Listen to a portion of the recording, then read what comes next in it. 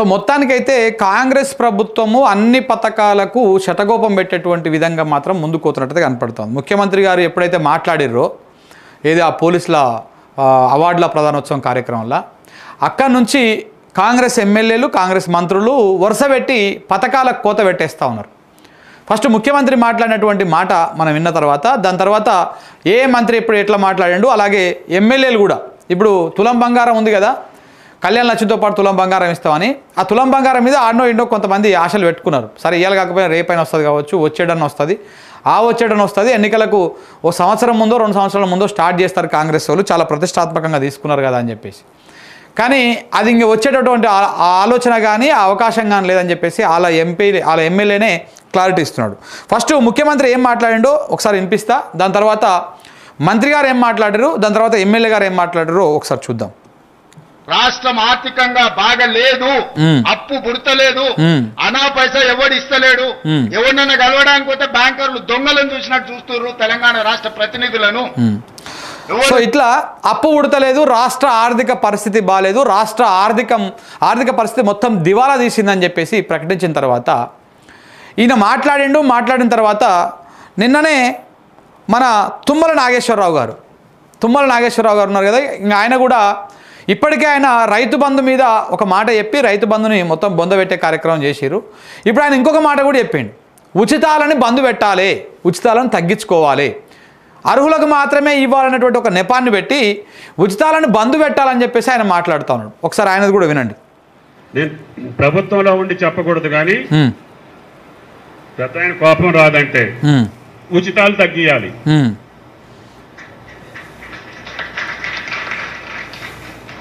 ఆ ఉచితం ఎవరికి ఉండాలంటే అర్హుడికి ఉండాలి.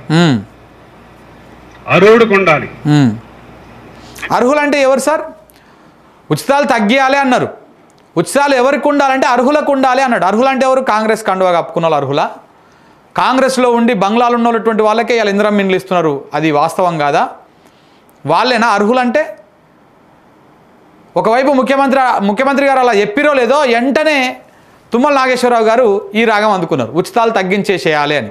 ఇంకా రేషన్ కార్డుల ముచ్చట్లు కూడా చెప్తాడు ఎందులోనైనా, అది కూడా వినండి ఒకసారి. తినటానికి తిండి లేనివాడికి బియ్యం ఇయ్యాలి, అమ్ముకున్నోడికి ఇస్తారా మీరు? ఎన్టీ రామారావు 3 రూపాయలు ఉన్నప్పుడు 2 రూపాయలకి ఇస్తే దేవుడు అన్నారు. ఇప్పుడు 60 రూపాయలు ఇస్తే కూడా ఉచితంగా ఇస్తారా మీరు? అంటే ఏంది ఇప్పుడు ఈ ఉచిత బియ్యము అనేటువంటి ఒక స్కీమ్ ఉంది కదా, ఆ ఉచిత బియ్యాన్ని కూడా బంద్ పెట్టేటువంటి మాట అన్నమాట ఇది. సో ఉచిత బియ్యం కూడా బంధు, ఉచితాలు కూడా బంధు, ఇంకా దాని తర్వాత రేషన్ కార్డులు చూడండి. అప్పుడు మిమ్మల్ని ఏమంటారు? పద్ధతి కాదు కదా. మీ ఊళ్ళో కార్డు లేనోళ్ళు 10-20 మందిని తీసుకురండి, రేషన్ కార్డు లేనోళ్ళని. అంటే అందరూ పేదోళ్ళేనా? ఈ తెలంగాణ కుటుంబాలే 1,10,00,000 కుటుంబాలు, మీ కార్డులు వచ్చి 1,25,00,000. అంటే తెలంగాణలో ఉన్న కుటుంబాలు 1,10,00,000, కార్డులు వచ్చేసి 1,25,00,000. అంటే ఎక్కువ ఉన్నాయి అంటే ఏం చేయాలి? మేము తగ్గించాలి. ఇక్కడ కూడా అబద్ధం చెప్పేసారు. వాస్తవానికి తెలంగాణలో ఉన్నటువంటి రేషన్ కార్డులు 98 లక్షలు, 98 లక్షలే, 1,25,00,000 కానే కాదు, తప్పది, తప్పుడు లెక్క.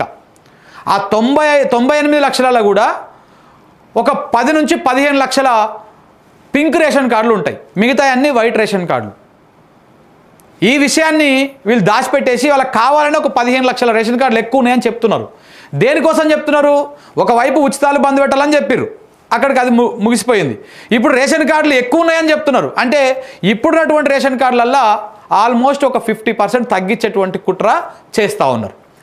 ఇప్పుడు ఉచితాలు బంద్ అయిపోయినాయి. ఒకవైపేమో ముఖ్యమంత్రి గారు మొత్తం రాష్ట్రం దివాలా తీసేదని మాట్లాడారు, మరొక వైపేమో ఉచితాలు బంద్ చేస్తామని చెప్తా ఉన్నారు, మరొక వైపేమో రేషన్ కార్డులు తగ్గిస్తామని చెప్తా ఉన్నారు. ఇంకొక మాట కూడా రైతు బంధు గురించి కూడా చేస్తాం, ఇగో ఈ సలహాలు కూడా ఇవ్వాలి, ఇస్తాం. రైతు భరోసా ఎట్టు ఇవ్వాలి? రైతు భరోసా భూ ఆసాంకి వెళ్తుంది, పంట పండించిన వాడికి రావట్లేదు, వాళ్ళిద్దరి మధ్య సఖ్యత కుదరట్లేదు, వీడికి గడవక పొలం చేయాల్సి వస్తుంది కౌలుదారి వెళ్ళి. దాన్ని ఏం చేద్దాం మరి?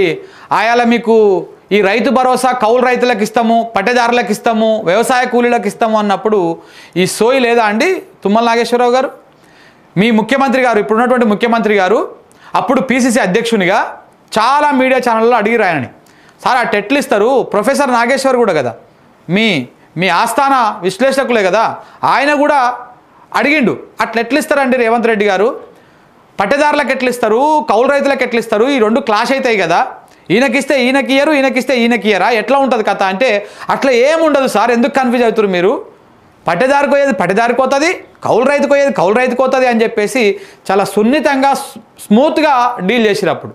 ఇప్పుడేమో దాన్ని కాంప్లికేట్ చేసి మాట్లాడుతూ ఉన్నారు. అంటే ఏంది, రైతు బంధు కూడా బంధు, ఆ వచ్చే రైతు బంధు కౌలు రైతుకి ఇవ్వాలన్నా వద్దా అనేది ఈ నెపంతో మేము మొత్తానికి బంధు పెడుతున్నామని బంధు పెట్టేసారు.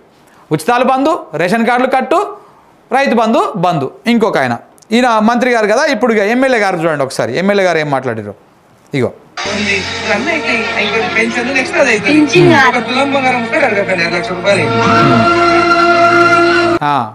జడ్చర్ల ఎమ్మెల్యే అనిరుద్ రెడ్డి గారు ఏమంటున్నారు, కాంగ్రెస్ ఎమ్మెల్యే నేను కూడా, తులం బంగారం ఒకటి అడగకుర్రి అది ₹1,00,000 అయింది అంటున్నాడు. మరి తులం బంగారం మీరు ప్రకటించినప్పుడే 50,000 పైన ఉంది, 60,000 దగ్గర ఉంది తులం బంగారం. తులం ఇవ్వండి పోనీ, తులం బంగారం ఇవ్వకపోతే ₹1,00,000 అయింది కదా, మీరు ప్రకటించినప్పుడు 50,000 నుంచి 60,000 ఉంది కదా, తులం ఇవ్వండి. ఇది కూడా బొంద పెట్టినట్టే. సో అటు పథకాలు బంద్ అవుతున్నాయి, తులం బంగారం కూడా బంద్ అయిపోయింది. ఇక మన ఆడెక్కలు, మన తెలంగాణలో ఉన్నటువంటి మహిళలు మొన్న లాస్ట్ టైం కాంగ్రెస్ పార్టీకి ఓటేసిన అందరూ తూర్పు తిరిగి దండం పెట్టి ఏడుకొండలవాడ వెంకటరమణ అని అనాల్సిందే తప్ప అంతకు మించి ఇంకొకటి ఏం లేదు. సో కాబట్టి కాంగ్రెస్ చాలా ప్లానెడ్గా, మనం ఇక్కడ అర్థం చేసుకోవాల్సింది ముఖ్యమంత్రి గారి కామెంట్లు, మంత్రి గారి కామెంట్లు, ఇట్లా ఎమ్మెల్యే గారి కామెంట్లు ఎందుకు మనం చూపిస్తున్నాము, ఎందుకు వాళ్ళు మాట్లాడి చూపిస్తున్నాం అంటే వాళ్ళు చాలా ప్లానెడ్గా పద్ధతి ప్రకారము జనాలకు ఒక నరేషన్ తీసుకుపోతూ ఉన్నారు, ఒక విషయాన్ని చెప్తా ఉన్నారు.